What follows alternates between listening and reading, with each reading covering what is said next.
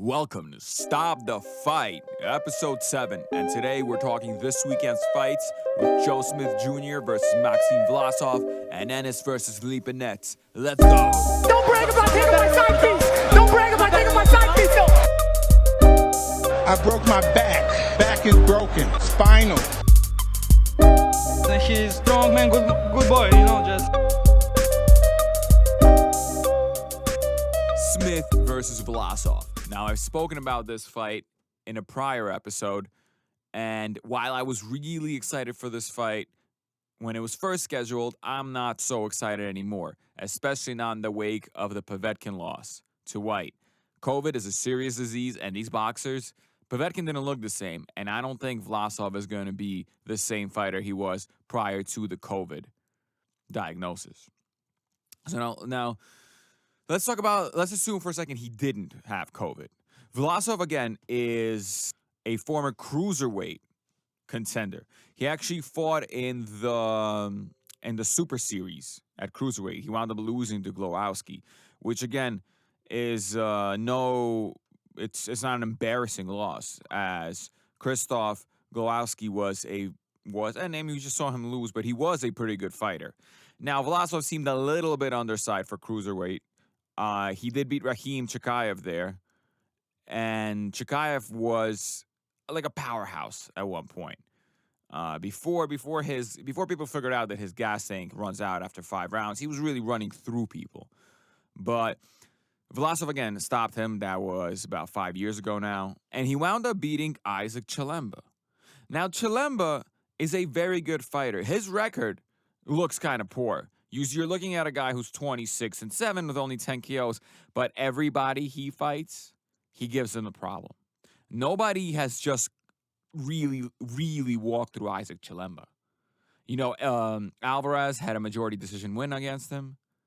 Kovalev beat him, but didn't look so hot, and this was closer to a prime Kovalev. He didn't look particularly hot. I mean, he won wide, but Chilemba gave him some problems, and I consider a prime Kovalev to be really one of the best fighters in the past 10, 15 years.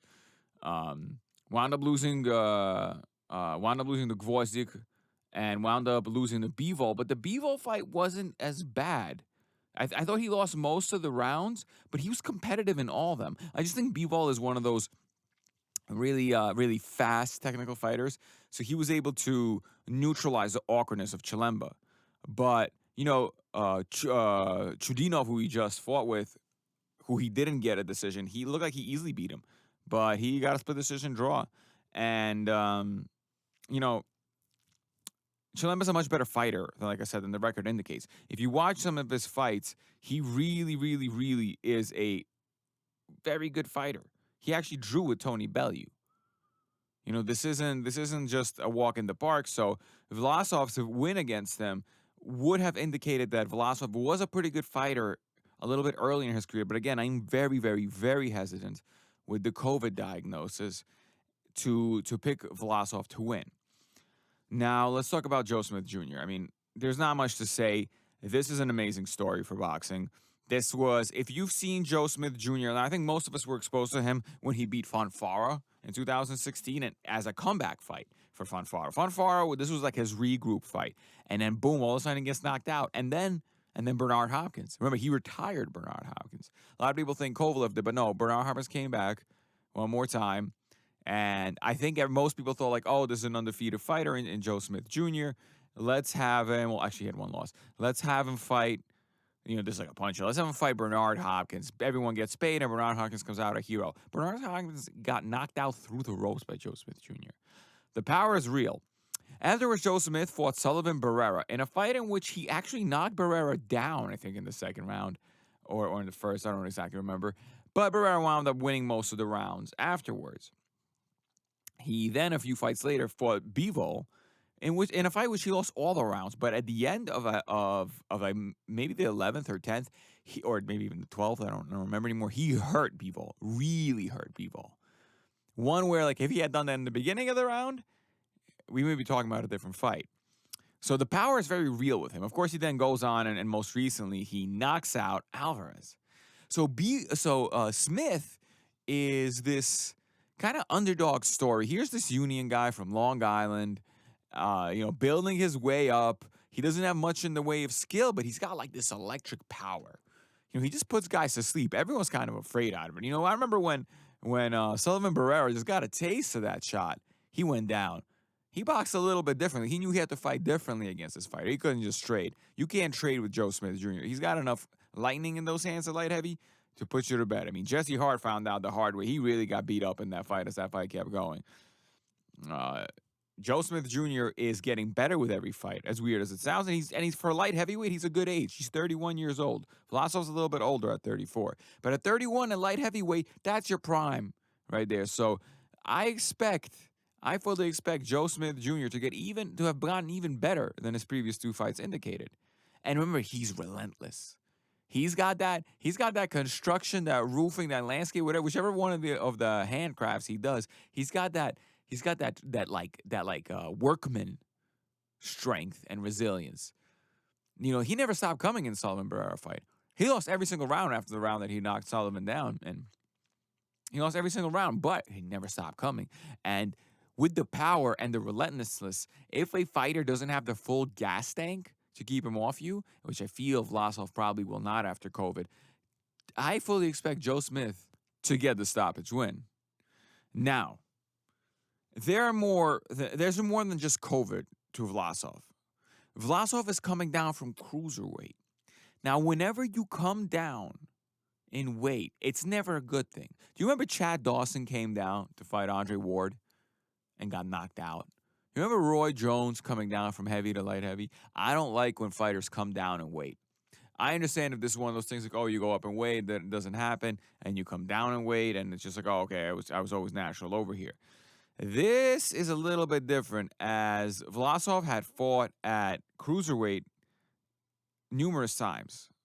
He's a career cruiserweight, and then he came down for his last 3 or 4 fights.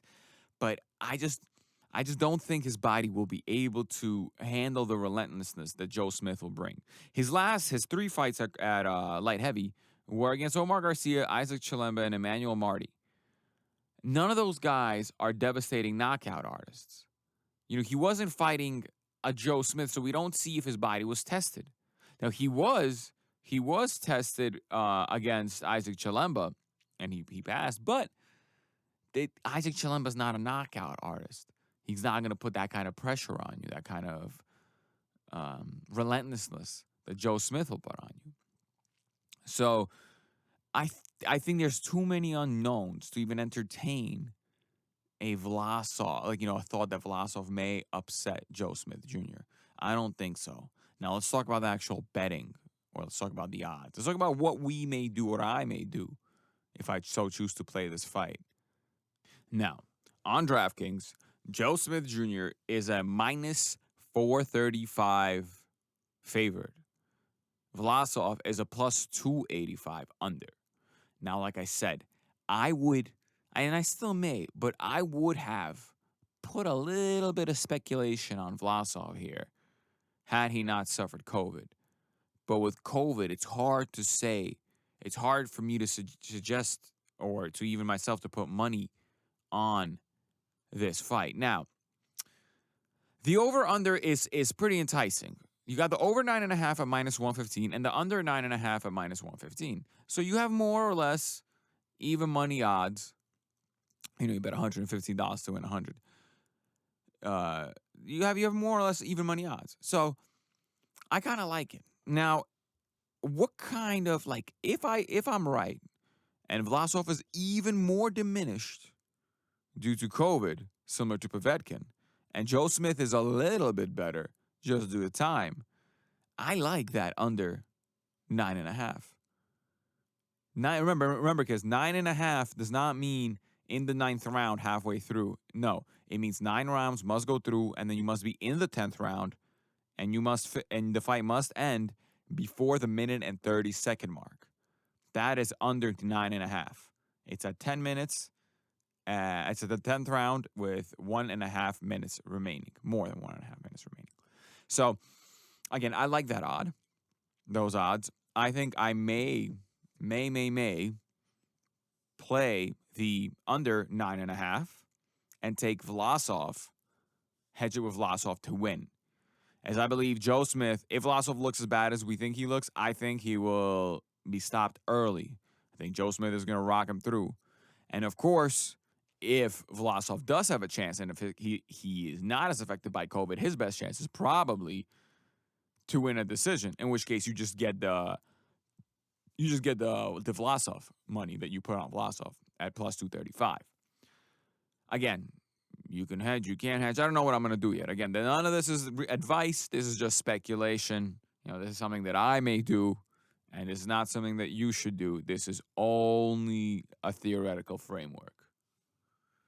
Now, what else do we have coming up this weekend? Oh, yeah. We get to find out how good Ennis is. Ennis versus Lipinets. This is going to take place at welterweight. Now, I'm straight up telling you, I like the way Ennis has looked. Obviously there was a freak headbutt in his last fight, injury in his last fight, but I thought he's looked really good, really flashy. He lets a little bit through, but I don't think Lipinets is going to be a problem here. One of the reasons is I just think Lipinets is also too small. I think his best weight class was 140 pounds, and since he's moved up, he had that loss to Mikey, but it wasn't a blowout loss. He was relatively competitive. I don't think he's been quite the same at 147 pounds. And this is one of those things where, guys, weight classes exist for a reason. If this fight was taking place at 140, I don't know. I still probably would think Ennis would win. I would still take Ennis to win, but I wouldn't be as confident. At 147, I haven't liked the way Sergey's looked. In his last fight against Castillo-Clayton, he was given the draw. I thought he won the fight, but the fight was very close. So, Lipinets has not particularly looked impressive. It took him a while, by the way, to also get out Lamont Peterson, like a shell of himself, Lamont Peterson. So, I fully expect us to see where Jaron Ennis is right now in his career. And I think he's a hot prospect. He's been saying how he does things better than Crawford. It's too early, young man. Don't talk about Crawford until you've done something to warrant mentioning the guy's name. I know these young fighters like to call out fighters who have already accomplished a lot. Obviously we saw it fruitfully be played by Teofimo when he called out Lomachenko and eventually got the win, but it could very have easily backfired on him. Had Lomachenko done anything in the first 6 rounds, Teofimo would be crying right now. And Ennis should not be asking for a fight with Crawford at 23 years old. Let's see how he does against Lipinets. Maybe if he completely embarrasses Lipinets and stops him in the first half of the fight, maybe I'll be singing a different tune early next week. But as of right now, Crawford, in my opinion, is at least talent-wise the pound-for-pound number 1 fighter. So when somebody says they can do everything better than Crawford, you gotta show me more than what you've shown me against the opposition that you've shown me it against. Okay? And that starts with Sergey. That starts with Lipinets. I'm not saying that this is a bad opponent or this is a bad fight. This is a good fight for Ennis. But we have to see where he goes, what he does with Sergey, whether he beats him, how he beats him, and then what he does afterwards. And then we can talk Crawford maybe in a year or so. But not yet. Not yet.